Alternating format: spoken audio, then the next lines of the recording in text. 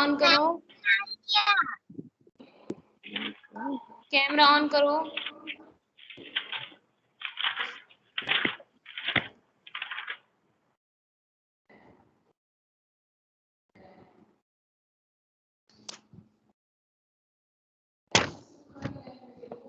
Ma'am page number कौन सा था? 96।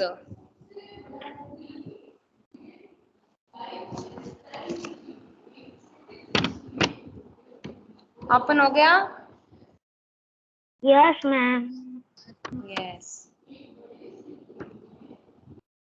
चलो स्टार्ट करते हैं अपनी वस्तु। लेखक कहता है, देखो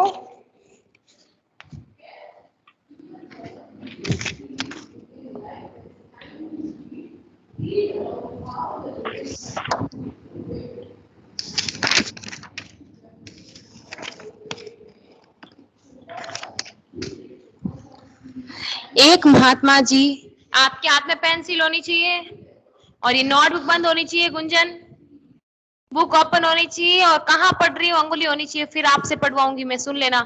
कहीं भी बीच में से पढ़वा सकती हूँ मैं, कहाँ पढ़ रही हूँ पूछूंगी आप लोगों से, तो ध्यान रखना। Understand? Yes ma'am. Yes ma'am. Okay, चलो देखो। एक महात्मा जी कहीं, माधव कैमरा ऑन। एक महात्मा जी कहीं जा रहे थे। मार्ग मतलब रास्ते में उन्हें एक स्थान पर दो व्यक्तियों को ऊंची आवाज में बोलते सुना। दोनों ही हाथों में लठ लिए, लठ में लकड़ी लिए खड़े थे। लठ लिए एक दूसरे के प्राण लेने को उद्यत हो दिखाई दे रहे थे। उद्यत मतलब तैयार थे, दोनों एक दूसरे की जान लेना चाहते थे। एक कहता था कि यह भूमि मेरी है और मैं इसका स्वामी हूँ, जबकि दूसरा उस भूमि को अपना बतला रहा था। दोनों झगड़ा कर रहे थे, ये भूमि मेरी है, ये भूमि मेरी है।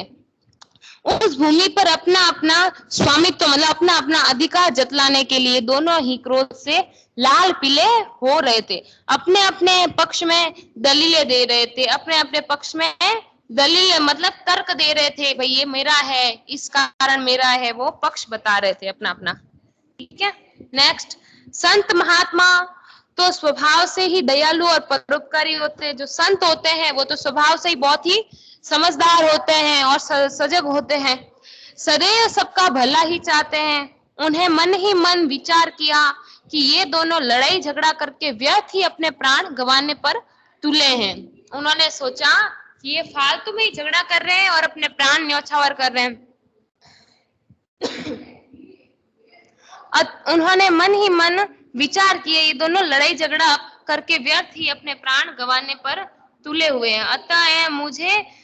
अतः इन्हें समझा बुझा कर शांत करने और इनका आपस में समझौता करने का प्रयास करना चाहिए। अब वो कवि ये क्या कह रहा है संत, कि इन दोनों का झगड़ा मुझे समझा बुझा कर इनको कुछ ना कुछ करके शांत करना पड़ेगा। फिर वो कहते हैं का आपस में समझौता करने का प्रयास करना पड़े, भाई आपस में समझौता कर ले एक दूसरे से। यह सोचकर वे उनके निकट गए और उन्हें संबोधित करते हुए बोले, हे भद्र पुरुषों, तुम लोग कौन हो, आपस में झगड़ा क्यों कर रहे हो? अब वो बोले, हे भद्र पुरुष, सज्जन पुरुष, तुम लोग ऐसे झगड़ा क्यों कर रहे हो? क्या वजह है तुम लोगों की झगड़ा करने की? महात्मा जी को देखकर उनमें से एक व्यक्ति बोला, महात्मन, हम दोनों भाई है। अब वो कहता है महात्मा से कि हम दोनों तो भाई हैं। अब भाई लोग, हमारे पिता ने मरते समय अपनी संपत्ति का जो बंटवारा किया था उसके अनुसार इस भूमि का मालिक मैं हूँ। अब बोल रहा है कि जब पिताजी मर रहे थे तब उन्होंने भूमि का बंटवारा किया था, मतलब भूमि को अपने अपने हिस्सों में अपने बेटे को मतलब एक एक हिस्सा दे दिया था, तो उसके अनुसार ये भूमि मेरी है। फिर भी हम व्यर्थ ही झगड़ा कर रहे हैं। अब वो बोल, फिर भी हम ऐसे ही फालतू में झगड़ा कर रहे हैं। दूसरा व्यक्ति तत्काल चिल्ला उठा, दूसरा व्यक्ति जोर से चिल्ला कर बोला, महाराज, यह बिल्कुल झूठ बोल रहा है, यह भूमि इसके भाग में नहीं बल्कि मेरे भाग में आई थी। अब वो बोल रही, ये भूमि तो मेरी हिस्से की है, मेरा हिस्सा है, मैं इसको कैसे दूं? इसलिए इसका असली मालिक मैं हूँ। यह झूठ मूठ ही इसे अपनी बतलाकर और मुझे डरा धमका कर इसे हड़पना चाहता है। अब वो बोल रहा है ये तो झूठ बोलकर मुझसे यह भूमि है वो हड़पना चाहता है, मुझसे लेना चाहता है। महात्मा जी ने शांत भाव से फरमाया, महात्मा जी शांत भाव से कहा, शांत भाव से उन्होंने कहा, तुम दोनों ही इस भूमि को अपना कहते हो और अपने पक्ष से दलील मतलब तर्क दे रहे हो। ऐसे तो इसका निर्णय कभी नहीं होगा।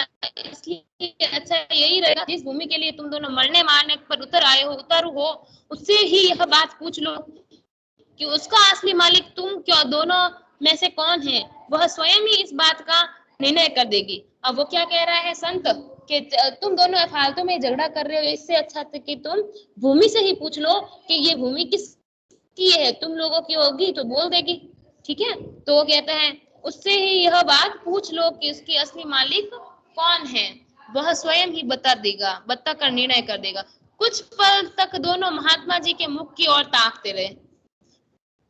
कुछ देर तक तो दोनों ही महात्मा जी के मुख की ओर देखने लगे। देखते हुए फिर बोले किंतु यह कैसे संभव है। और बोले कि यह संभव कैसे, ये कैसे हो सकता है कि भाई भूमि बोलेगी, कि भूमि भी कभी बोलती है।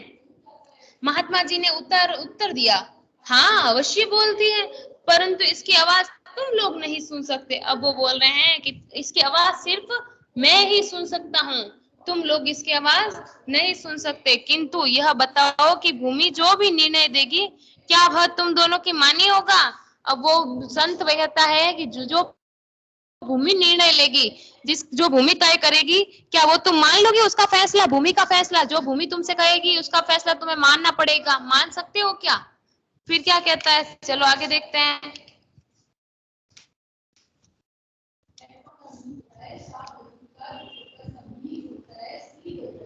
दोनों भाई इस बात पर राजी हो गए। अब दोनों भाई खुश हो गए कि हमारे भूमि का निर्णय हो रहा है। तब महात्मा जी बोले मुझे बहुत जोरों की भूख लगी है। अब महात्मा जी बोले मुझे तो भूख लगी है बहुत तेज, बोले मुझे भोजन कराओ।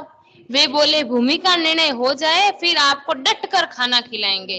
अब वो बोल रहे हैं अगर भूमि का निर्णय हो जाएगा तो हम आपको भोजन करवा देंगे। अब वो ऐसे कहते हैं, फिर वो महात्मा जी ने कहा भाई ठीक है।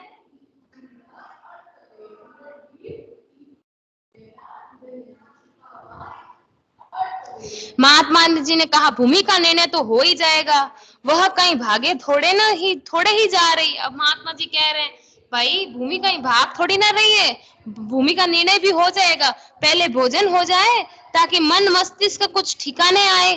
पहले भोजन करवा दो भाई, भूख लगी है, भूख लगी है। अगर भूख के मारे काम करेंगे तो हमारा मस्तिष्क काम नहीं करेगा, मेरा दिमाग काम नहीं करेगा। अगर भोजन कर लूंगा, खाना खा लूंगा तो मैं आराम से निर्णय ले पाऊंगा और बता दूंगा और पता चल जाएगा भूमि क्या कह रही है। इसलिए तुम दोनों अपने घर से भोजन ले आओ, तब तक हम यहीं बैठते हैं। यह कहकर महात्मा जी ने कहा एक पेड़ के नीचे की छाया में बैठ गए। दोनों भाई घर गए और अपने अपने घर से भोजन बनवा कर लाए। महात्मा जी ने उन दोनों को बैठ जाने को कहा। तत्पश्चात उन्होंने भोजन के 3 भाग किए और दोनों भाइयों को भोजन करने का आदेश देकर स्वयं भी भोजन करने लगे। इस प्रकार ऊपर की सब बातचीत तथा भोजन आदि में लगभग 2 घंटे लग गए। महात्मा जी की इस समस्त कार्यवाही का उद्देश्य केवल यह था कि दोनों का क्रोध कुछ कम हो जाए ताकि उन्हें समझाया बुझाया जा सके। अब महात्मा जी भाई पहले भोजन क्यों करवाना चाहते थे, ताकि भोजन करेंगे तो थोड़ी देर बैठेंगे, 2 घंटा 3 घंटा, तो उनका मस्तिष्क है जो उसका मन है वो शांत हो जाएगा और शांत होंगे तो गुस्सा कम आएगा, गुस्सा कम आएगा तो लड़ाई नहीं होगी, लड़ाई नहीं होगी तो शांति से निर्णय लेकर वो बैठ जाएंगे। तो महात्मा जी ने ऐसा काम किया। फिर महात्मा जी की इस समस्त कार्यवाही का उद्देश्य केवल यह था कि दोनों का क्रोध कुछ कम हो जाए ताकि उन्हें समझाया बुझाया जा सके। और हुआ भी यही। ये दोनों जब भोजन में निवृत्त हुए तो काफी शांत थे। उन्होंने महात्मा जी के चरणों में विनय की, महाराज यह भूमि तो कुछ बोलेगी नहीं, इसलिए आप ही हमारा निर्णय कर दीजिए। अब बोला कि भाई दोनों ने बोला भाई ये भूमि तो कुछ निर्णय, भूमि थोड़ी ना बोलती है, लेकिन इसका निर्णय तो आप कर सकते हो, तो आप ही बता दो ये भूमि किसकी है, मेरी है या इसकी है। महात्मा जी ने कहा, हम इस भूमि से पूछकर इसका निर्णय करते हैं। यह कहकर उन्होंने अपना कान भूमि के साथ लगाया, मानो कुछ सुनने का प्रयत्न कर रहे हो। वैसा लगा जैसे वो कुछ भूमि से सच्ची में सुन रहे हो। कुछ देर तक वो भूमि के साथ कान लगाए रहे। फिर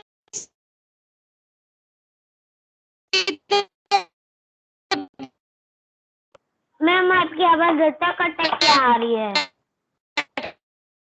गए मैम आपकी आवाज अटक अटक के आ रही है। पानी से मैम आपकी आवाज अटक अटक के आ रही है।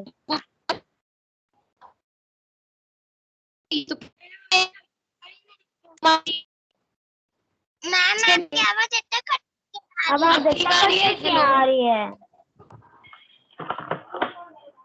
हेलो, अब ठीक आ रही है। अब सही आ रही है? Hello, yes ma'am. अब ठीक है माधव? Yes ma'am. ओके, चलो आगे देखो। अब महात्मा जी ने क्या बोला उन दोनों को कि ये भूमि तो हम मुझे कुछ और ही कह रही है। अब क्या कह रही भूमि? दोनों भाई बोले, महाराज भूमि क्या कह रही है? महात्मा जी ने कहा, यह भूमि कहती है कि ये दोनों व्यर्थ ही मेरे ऊपर अधिकार जमाने के लिए झगड़ा कर रहे हैं, क्योंकि मैं इन दोनों में से किसी की भी नहीं हूँ। हाँ, ये दोनों अवश्य मेरे हैं। मैंने इनकी कई पीढ़ियों को पाला है और जाते हुए भी देखा है। अब ये कह रही है ये दोनों फालतू में ही झगड़ा कर रहे हैं, मैं तो इनकी नहीं हूँ, लेकिन हाँ ये मेरे जरूर है, क्योंकि इन जो पूर्वज हैं, इनके दादा परदादा लड़दादा जो भी हैं, वो सब यहाँ खेती करते थे, खेत जोतते थे, किसान का काम करते थे। और इनकी पीढ़ियों को मैं यहाँ से ही गए हैं। फिर क्या कहते हैं, महात्मा जी की बात सुनकर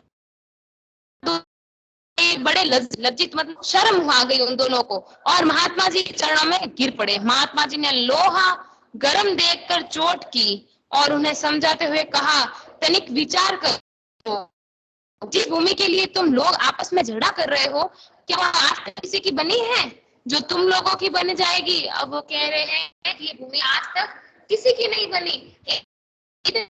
साथ में लेकर गया भूमि को कि भूमि मेरी है, कोई नहीं लेकर गया, तो तुम लोग व्यर्थ में क्यों झगड़ा कर रहे हो? मनुष्य मेरी मेरी कहकर व्यर्थ यत्न कर रहा है, करता है, यह नहीं सोचता कि इनमें से कुछ भी मनुष्य का अपना नहीं है, कुछ भी मनुष्य के साथ में नहीं जाएगा। बड़े बड़े छत्रपति राजा भी इन्हें अपना अपना कहकर चले गए, परंतु मैम आपकी आवाज आ नहीं रही है। प्रीति का आवाज सही आ रहा है? हेलो, अब आ रही है बेटा? नो मैम, अच्छे से नहीं आ रही है।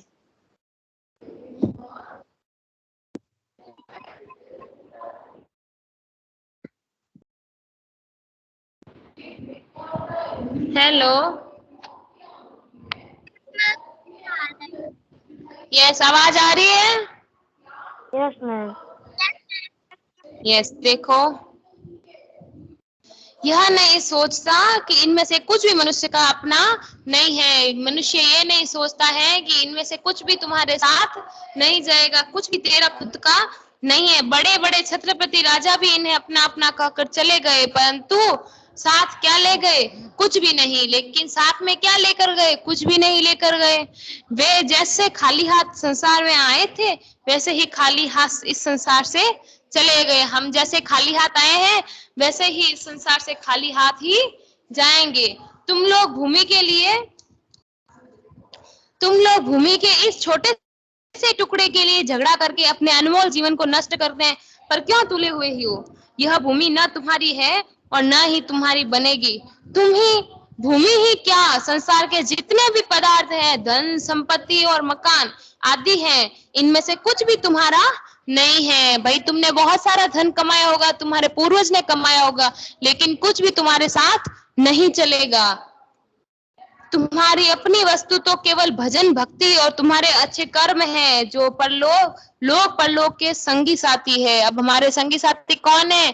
जो हम कर्म करते हैं, क्रिया करते हैं, और भजन भक्ति भाव जो करते हैं, संगी साथी हैं, वही हमारे साथ चलेगा और शेष जीवन में भी हमारे यही काम आएगा। से सब कुछ तो यही रह जाता है। अतः आपस में लड़ने झगड़ने और मनुष्य जन्म के मूल्यवान समय को व्यर्थ नष्ट करने की अपेक्षा जीवन को अच्छे कर्म और कर्मों और नाम सुमिरन में लगाओ, ताकि तुम्हारा परलोक सवर जाए। अब संत क्या कह रहा है?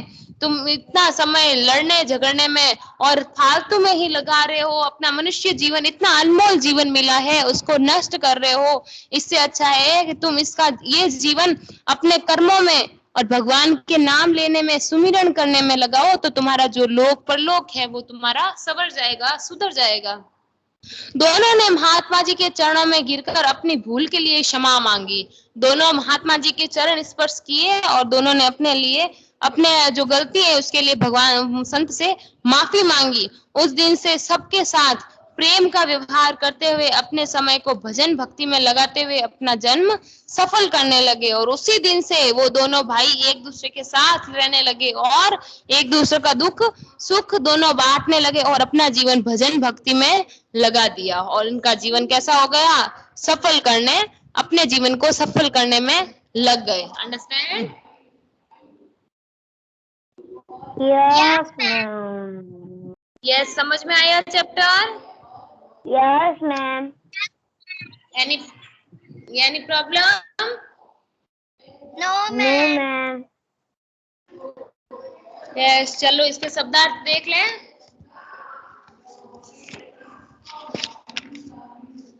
यस, महात्मा, साधु, संत, ऊंची जोर से आवाज, ध्वनि, लठ, डंडा, प्राण, जान, स्थान, जगह, व्यक्ति, आदमी, उद्यत, तैयार, भूमि, जमीन, स्वामी, मालिक, स्वामित्व, अधिकार, क्रोध, गुस्सा, पक्ष, तरफ, दलीलें, तर्क, लाल पीला होना, क्रोधित होना, स्वभाव, आदत, परोपकारी, दूसरों का भला करने वाला, सदैव, हमेशा, व्यर्थ, बेकार, अतः एवं इसलिए, प्रयास, प्रयत्न, निकट, पास, भद्र, सज्जन। फरमाया, कहा, दलील, तर्क, निर्णय, फैसला, उतारू, तैयार, उतावले, मालिक, स्वामी, ताकना, लगातार देखना, मान्य। क्या बोल रहे हो? मैम आप टेलीग्राम में भेजोगे? यस, टेलीग्राम पे सेंड कर दूंगी। Yes ma'am. मान्य, स्वीकार। आज तो आपके वो नेक्स्ट चैप्टर भेजा मैंने, सेकंड चैप्टर, वो अभी कंप्लीट नहीं हुआ है ना, वो कंप्लीट करना है पहले, ठीक है? फिर ये हम कर लेंगे।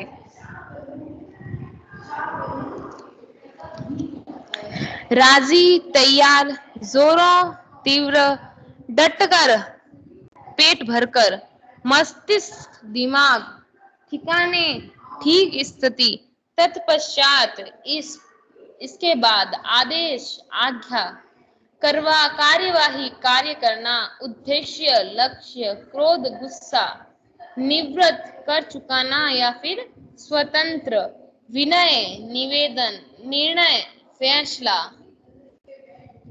प्रयत्न, प्रयास, गंभीर, गहरी या फिर भारी, वाणी, आवाज, व्यर्थ, बेकार, पीढ़ियां, पुस्तक, पूर्वज, लज्जित, शर्मिंदा, चरण, पैर, तनिक, थोड़ा, यत्न, प्रयास, छत्रपति, प्रतापी, श्रेष्ठ, संसार, दुनिया, अनमोल, जिसका मूल्य अनंत हो, नष्ट, खत्म, लोक, संसार, परलोक, दूसरा लोक, मूल्यवान, कीमती, भक्ति, ईश्वर पूजा, सवर, सुधर, कर्म, काम, अपेक्षा, तुलना, सुमिरन और ध्यान।